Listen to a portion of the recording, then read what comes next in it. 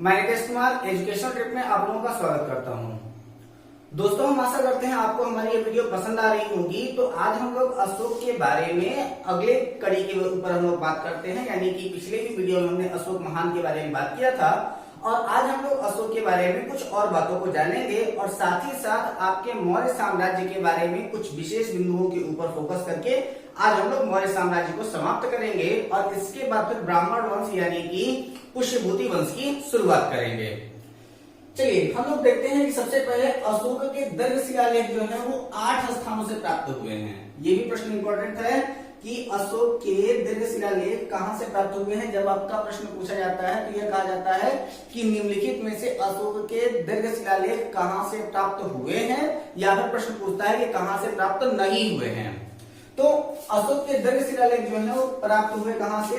जौगढ़ से, सोक्सा से, कालसी से, मंजाम से, जूनागढ़ से, इरावदी से, शाहबाजड़ी से, जो आपकी शाहबाजड़ी जो है इस समय आपका पाकिस्तान में है, और इसके बाद फिर मानसेहरा, इस समय मानसेहरा जो है वो भी आपके पाकिस्तान में है।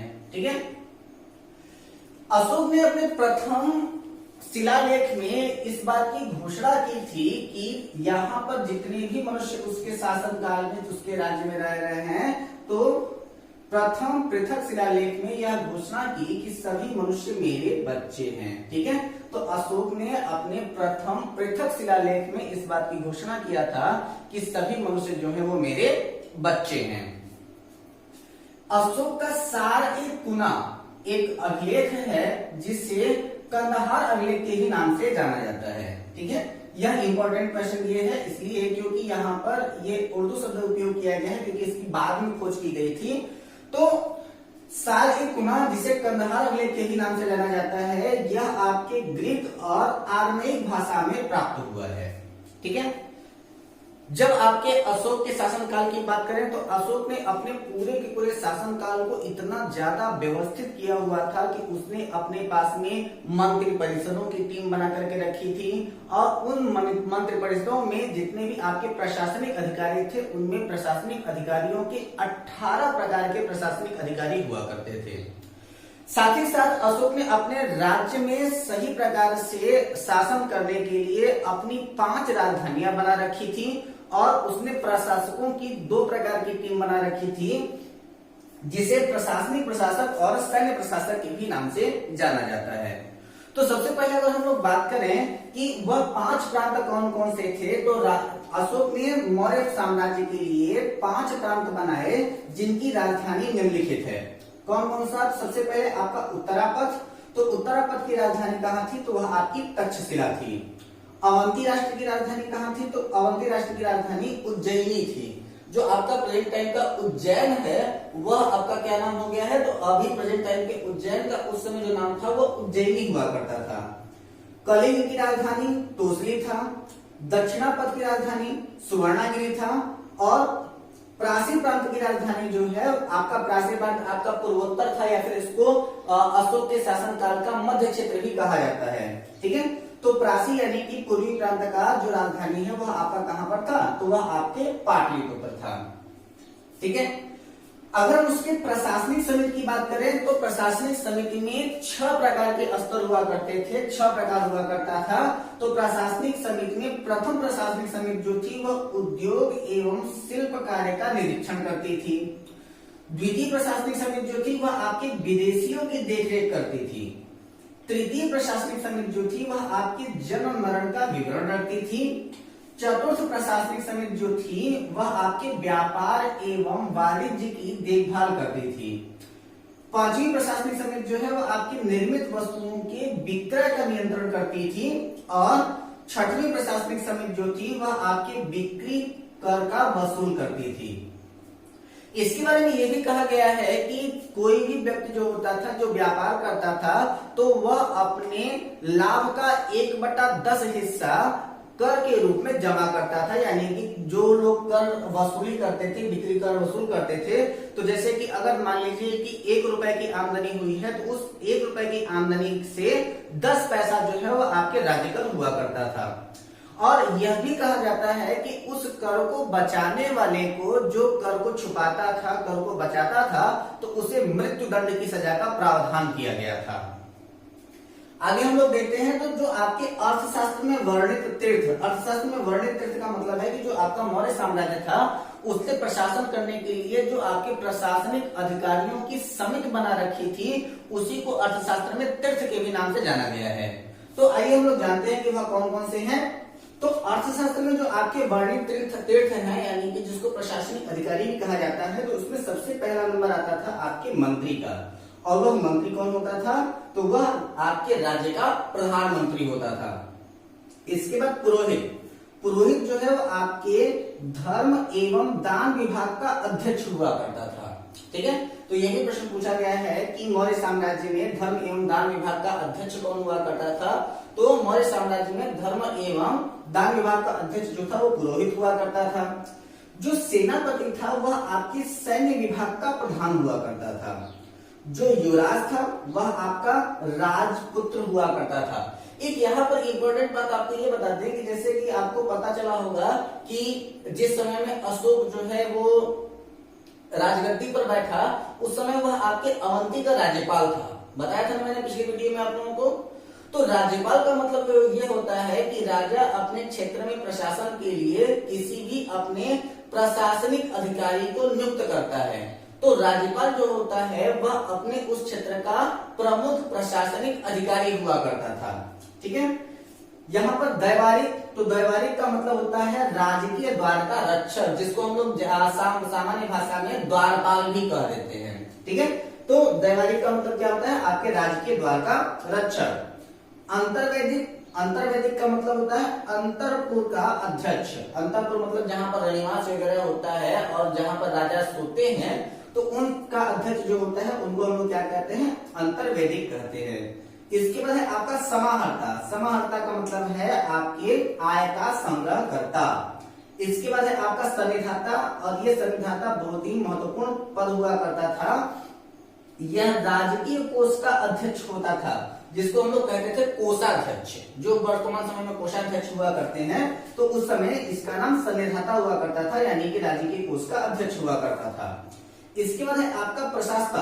प्रशासता मतलब होता है कारागार का अध्यक्ष, जहां पर कैदियों को रखा जाता था, तो कैदियों को दंड का प्रावधान देना, उनसे कार्य करवाना, उन सभी चीजों का नियंत्रण कौन करता था? वो आपका प्रशासता करता था, जिसको कारागार का अध्यक्ष कहा गया।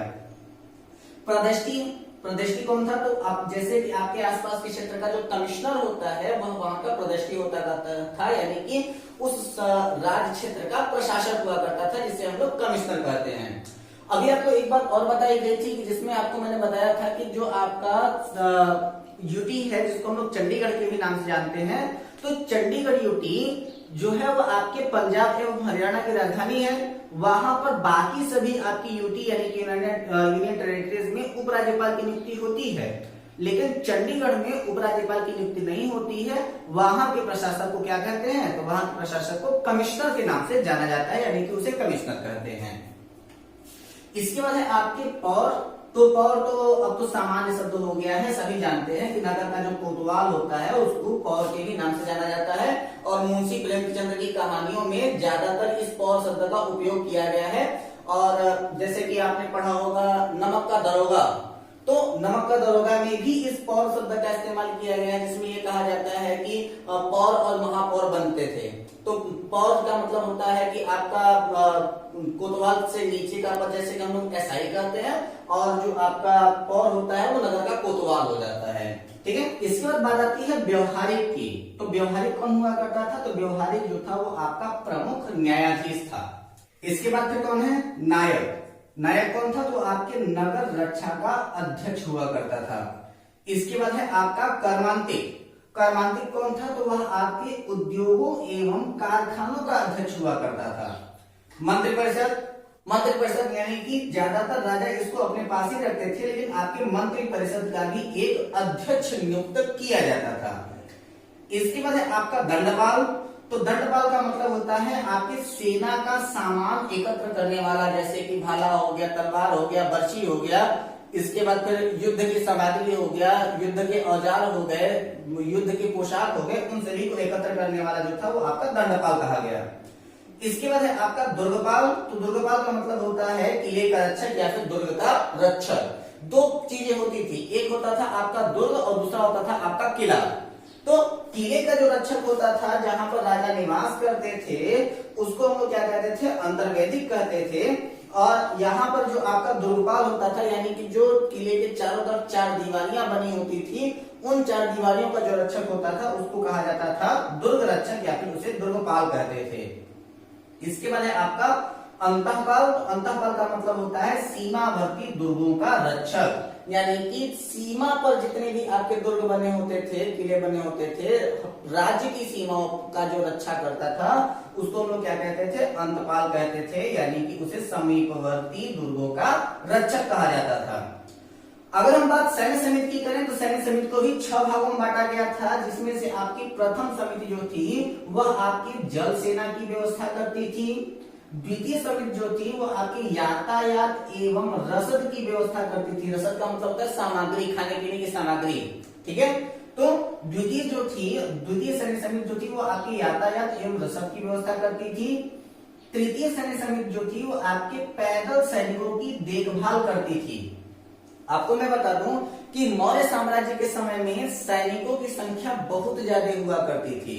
जैसे कि ऐसा माना जाता है कि जिस समय में चंद्रगुप्त मौर्य ने घनानंद के ऊपर, नंदवंश के ऊपर आक्रमण किया था, तो उस समय में उसने लगभग करीब 50,000 अश्वारोहियों, 9,000 हाथी, 8,000 रथ और 60,000 पैदल सैनिकों के साथ में उसने पूरे उत्तर भारत को रौंद डाला था।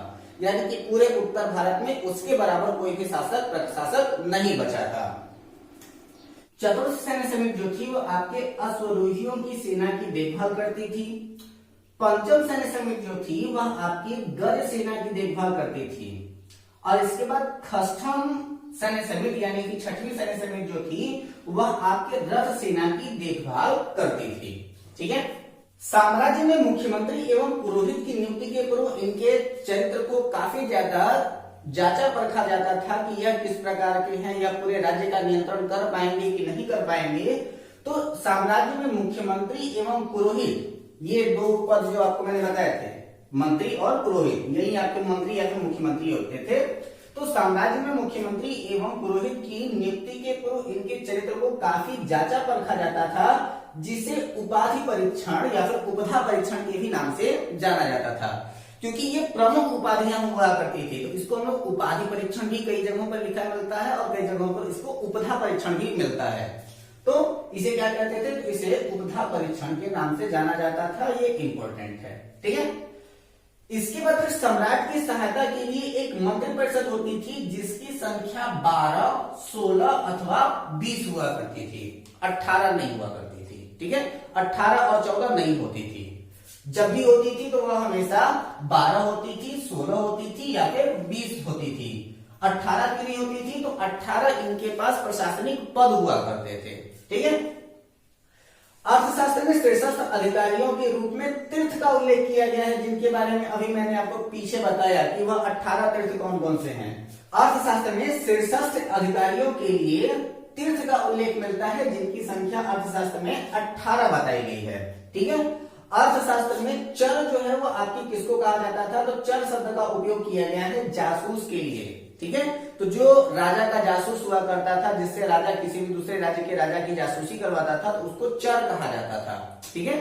और रामायण में भी इस चीज का एक छोटा सा शब्द मिलता है कि निश्चर, चर, अचर शब्द, ठीक है। तो यहां पर चर का मतलब होता है आपके जासूस, ठीक है।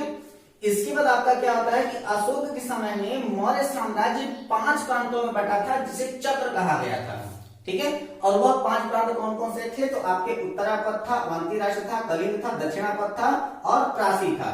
इनकी राजधानी जो थी तो उत्तरापद की तक्षशिला, अवंती राष्ट्र की उज्जैनी, कलिंग की तोसली, दक्षिणापद की सुवर्णगिरी और प्रासी प्रांत की जो थी वो आपकी पाटलिपुत्र राजधानी हुआ करती थी, ठीक है। प्रांतों के प्रशासक को कुमार या आर्यपुत्र या फिर राष्ट्रिक कहा जाता था, और खासकर जो प्रांत के प्रशासक होते थे वो ज्यादातर राजपुत्र ही हुआ करते थे। जैसे कि अशोक क्या था, तो अशोक उस समय अवंती का राज्यपाल था या तो प्रशासक था। ठीक है, तो प्रांतों के प्रशासक को कुमार या आर्यपुत्र या फिर राष्ट्रिक कहा जाता था। मेगास्थनीज के अनुसार एग्रोनोमाई मार्ग निर्माण का अधिकारी था। तो यह भी आपका इंपॉर्टेंट क्वेश्चन है कि मेगास्थनीज के अनुसार एग्रोनोमाई क्या करता था। तो आपके मेगास्थनीज के अनुसार एग्रोनोमाई जो था वो आपके मार्ग निर्माण का अधिकारी हुआ करता था। ल्यूकार्ट और जस्टिन दोनों के अनुसार, ये आपके दो के दोनों अलग अलग लेखक हैं। तो ल्यूकार्ट और जस्टिन के अनुसार चंद्रगुप्त मौर्य की सेना में लगभग 50,000 अश्वरोही थे, 9,000 हाथियां थी, 8,000 रथ थे और 60,000 पैदल सेना थी। ठीक है, इसकी संख्या भी बहुत ज्यादा महत्वपूर्ण है, ध्यान रखिएगा इसका। तो ल्यूकार्ट या फिर जस्टिन के अनुसार चंद्रगुप्त मौर्य की सेना में लगभग 50,000 अश्वरोही, 9,000 हाथी, 8,000 रथ और 60,000 पैदल सेना को लेकर के पूरे उत्तर भारत को उसने रौंद डाला था। और ऐसा भी कहा जाता है कि जिस समय में चंद्रगुप्त मौर्य ने घनानंद के ऊपर आक्रमण किया, यानी कि नंद साम्राज्य के ऊपर आक्रमण किया, तो उस समय में उसने नंद की सेना से 3 गुना ज्यादा अधिक सेना को लेकर के उसने आक्रमण किया हुआ था। यानी कि लगभग नंद की सेना जो थी वो लगभग 20,000 की सेना थी और चंद्रगुप्त मौर्य की सेना लगभग 60,000 के करीब सेना थी। तब जाकर के उसने आक्रमण किया था घनानंद के ऊपर। आपके मौर्य प्रशासन में गुप्तचर विभाग का जो अध्यक्ष था वह कौन था। तो आपके महामात्य सरक थे, जो कि अमात्य के पद पर आसीन थे। ठीक है, तो मौर्य साम्राज्य में गुप्तचर विभाग का अध्यक्ष कौन था। तो आपके महामात्य सरक थे, जो कि उस समय अमात्य कहा जाता था उन्हें। तो मौर्य साम्राज्य में गुप्तचर विभाग के महामात्य सरक जो थे वो आपके अमात्य के पद पर आसीन थे। अर्थशास्त्र में गुप्तचर को गूढ़ पुरुष के नाम से भी जाना जाता है। ये भी इंपॉर्टेंट है कि अर्थशास्त्र में ये क्वेश्चन पूछा भी गया है एक बार कि अर्थशास्त्र में गुप्तचर को क्या कहा गया है। तो अर्थशास्त्र में गुप्तचर को गूढ़ पुरुष कहा जाता था और इनकी भी 2 प्रकार हुआ करते थे। एक ही जगह पर कार्य करने वाला जो गुप्तचर हुआ करता था तो उसको संस्था कहा जाता था, और एक जगह से दूसरे जगह पर भ्रमण करके जो गुप्तचर कार्य करता था उसे संचार कहा जाता था। ठीक है, तो एक ही जगह पर कार्य करने वाला गुप्तचर क्या था, तो वह आपका संस्था था, और अलग अलग जगहों पर भ्रमण करके कार्य करने वाला जो गुप्तचर हुआ करता था उसको क्या कहते थे, तो उसे संचार के ही नाम से जाना जाता था। ठीक है, अशोक के समय में जनपदीय न्यायालय में न्यायाधीशों को राजुक कहा जाता था। ठीक है, तो अशोक के समय में जो आपके जनपद न्यायालय थे तो उन जनपद के न्यायालय का जो न्यायाधीश हुआ करता था उसे क्या कहते थे, तो उसे राजुक के ही नाम से जाना जाता था। सरकारी भूमि को सीता भूमि के नाम से जाना जाता था। तो अब क्वेश्चन ये बनता है कि सीता भूमि किसे कहते थे। तो जो अशोक के समय में आपकी जो सरकारी भूमि हुआ करती थी, यानी कि जो राज्य की भूमि हुआ करती थी, उसे सीता भूमि कहते थे। और कई प्रकार की जमीनें ऐसी थी, भूमियां ऐसी थी जिसमें बिना वर्षा के भी अच्छा अनाज उत्पन्न होता था। तो बिना वर्षा के अच्छी खेती वाली भूमि को अदेव मातृक के नाम से जाना जाता था। तो ये भी प्रश्न पूछा गया है कि अदेव मातृक किसे कहते हैं। तो अदेव मातृक का मतलब होता है बिना वर्षा के अच्छी खेती वाली भूमि। ठीक है, मेगास्थनीज ने भारतीय समाज को 7 वर्गों में विभाजित किया था।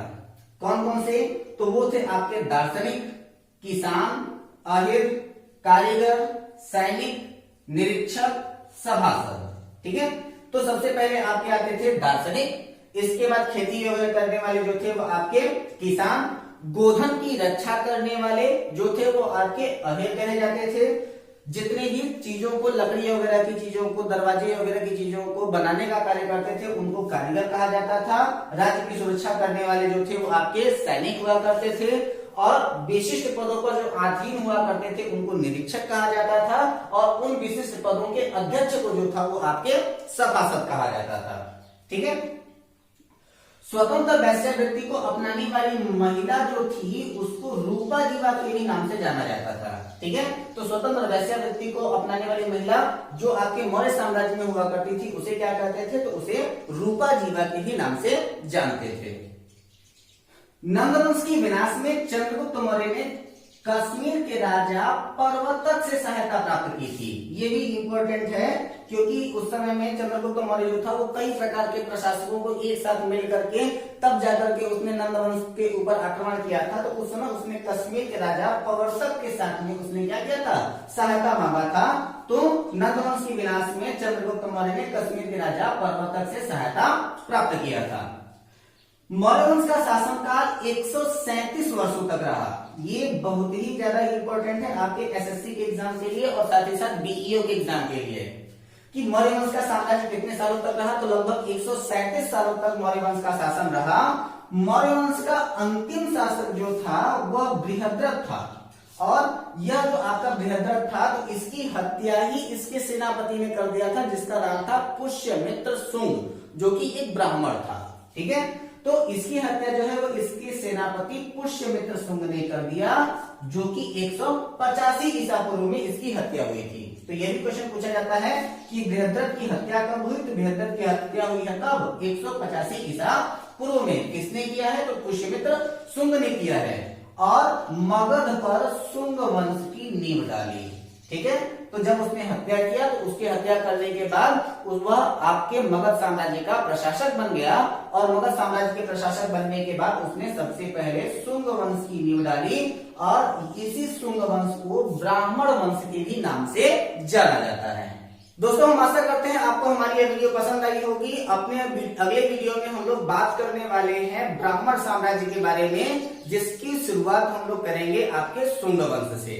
ठीक है, तो आप लोग बने रहे हमारे वीडियो के साथ। अगर आपको हमारी ये वीडियो पसंद आई हो तो हमारे इस वीडियो को लाइक करें, अपनी राय हमारे कमेंट बॉक्स में जरूर दें प्लीज। और अब तक भी अगर आपने हमारे चैनल को सब्सक्राइब नहीं किया है तो प्लीज हमारे इस चैनल को सब्सक्राइब करके बेल आइकन जरूर दबा दें ताकि हमारे हर एक वीडियो की नोटिफिकेशन आपको सबसे पहले मिलती रहे। और आपके जितने भी मित्र हैं उन सभी के सभी मित्रों को हमारी यह लिंक आप जरूर फॉरवर्ड कर दीजिएगा, जरूर से उनको शेयर कीजिएगा ताकि वो लोग भी घर पे बैठ करके अपने इस लॉकडाउन के समय में पढ़ाई का आनंद उठा सकें। घर पे रहिए, अपना और अपनों का ख्याल रखिए तथा हंसते रहिए, मुस्कुराते रहिए। मिलते हैं अपने अगले वीडियो में एक नए इंटरेस्टिंग टॉपिक के साथ। तब तक अपना ख्याल रखिए। नमस्कार।